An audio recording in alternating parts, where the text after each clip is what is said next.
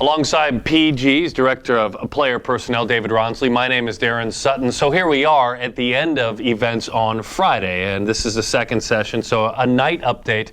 And we've talked a lot about individuals, and I know you have a few up your sleeve in a bit, but we're going to focus on some team baseball because, David, we're getting closer to the championship on Championship Monday. So the first team that's jumped off the charts at you, and there's some great individuals, the South Florida Elite Squad, 3-0. Yeah, South Florida Elite Squad is the first team to go 3-0 in this tournament. They had a great victory over the Atlanta Blue Jays last night. We talked about Tookie Toussaint. They were the winners. They were the ones that beat Tookie 1-0. They won 2 games today, both in run rule fashion. So they're 3-0, and they are really on their game. And this is a team that Coach Richie Palmer said, this is the best group of 2015's juniors I've ever had. That being said, they really have a couple seniors that are leading the way. Brian Gonzalez, a first baseman pitcher and a University of Miami commit, has been outstanding. He pitched against Tookie Toussaint last night through 5 innings of shutout ball himself. All he did today in game 1 was go 2 for 4 with 3 RBIs. Next game blasted a 2-run homer. Another commit, Michael Mediavilla, basically the same thing. He hits in the middle of the order with Brian Gonzalez. Then he goes out and pitches today, strikes out 8 in 3 innings, topping out at 91 miles an hour. And having that sort of senior leadership who plays both ways, on the mound, in the middle of the lineup, is a key to winning a championship. Another team that's 2-0, the VCard Scout team. A lot of big names offensively, but there's some pitchers. They beat Cangelosi Baseball. Team Northwest, there's some pitchers on that team that's 2-0. Yeah, and what they're doing in their first 2 games is they're throwing a lot of pitchers. I think they've thrown 7 or 8 pitchers. They're getting them ready for the playoffs. Now, they still have to win 2 more games, probably to get to the playoffs. You have 4 games in pool play. But a couple pitchers we haven't mentioned on their team yet that we should. Cray Finfrock last night, we were too late to do it on the night show. He was up to 70 or 96 miles an hour in relief. He is going to be the closer, I believe, for them in the playoffs. He's a 6'1", 175-pounder who can just come in and blow, throw strikes in the mid-90s. And then a young man by the name of Alex Fajardo threw 3 innings today. He's from the Miami area. 90-93 with flashed a plus slider. He's a guy that in the playoffs is going to be very important as a starter, getting stretched out a bit. Another team, 2-0, Team Rawlings. Michael Chavis, a Clemson commit, a PG All-American. This is a winning team with the star. Yeah, with the star. And we talked about Michael Chavis in our midday update. He went out right after that, went 3 for 3, 3 runs scored, 2 RBIs, and a big home run.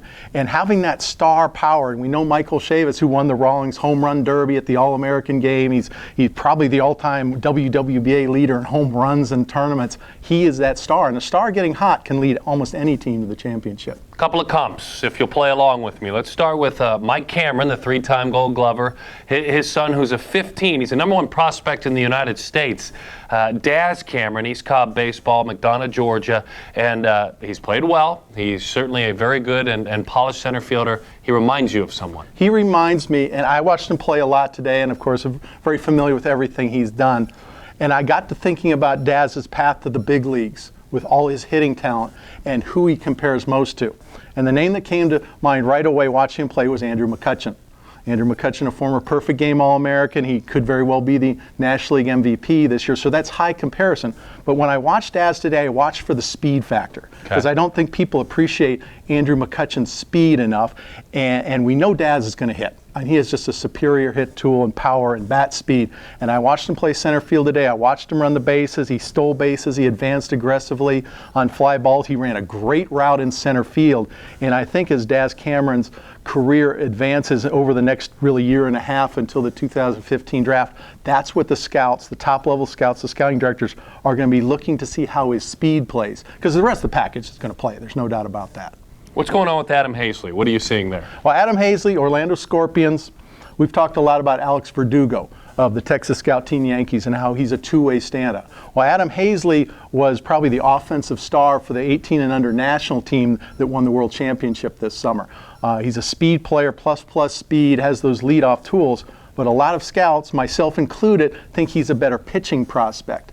And he threw 3 innings today for the Orlando Scorpions, was up to 92, and he has that athleticism and left-handedness, just like Alex Verdugo, to where that's going to get a lot of attention on the mound for him as a lefty. Verdugo out of Saguaro High School in Arizona. Baseball U, boasts some good pitching. Number one right-handed pitcher in Connecticut, Marvin Gorgas, and he caught your eye. He caught my eye, and it's part of an Adam Haseley count because Marvin Gorgas also played for that world champion national team. Marvin, not a big kid, about 5'9", 5'10", but very physically strong. Also a talented athlete, plays shortstop. Threw a complete game two-hitter today. And you think, okay, a smaller guy, you worry about durability. Not with Marvin Gorgas. He was out there still throwing in the low 90s. In the 7th inning, he was up to 94, threw a two-hitter for Baseball U, and another top two-way player in the country. And Matt Mercer? Matt Mercer used to be a two-way player. And this is kind of a fun story about how kids' lives can change really quickly, maybe even at a perfect game showcase. Matt Mercer is a 2015, a junior from the state of Washington. He came to the National Junior Showcase in Minneapolis in June as a primary shortstop. I remember. And he played shortstop, he went through BP and everything like that, and he was a secondary pitcher, he threw an inning on the mound. Well, he was outstanding on the mound. Come back 5 months later, he's facing the Cardinal Scout team, perhaps the most intimidating lineup here. Probably is. He goes out in the first inning. First batter, Nick Gordon, strikeout. Second batter, Forrest Wall, strikeout. Third batter, Alex Jackson, strikeout. He goes on and pitch 5 very solid innings, 88 to 90, flash to plus curveball. In 5 months, he's gone from, I'm a shortstop, I'll throw an inning, to striking out the side in the first inning against maybe the best hitting lineup in amateur baseball. All right, I usually try and be a topper at the end of these segments because he's a big-time scout with all the knowledge, and I have none with regard to scouting. So I ran into a player today that I promise you will be good. His name, folks, is Dominic Smith.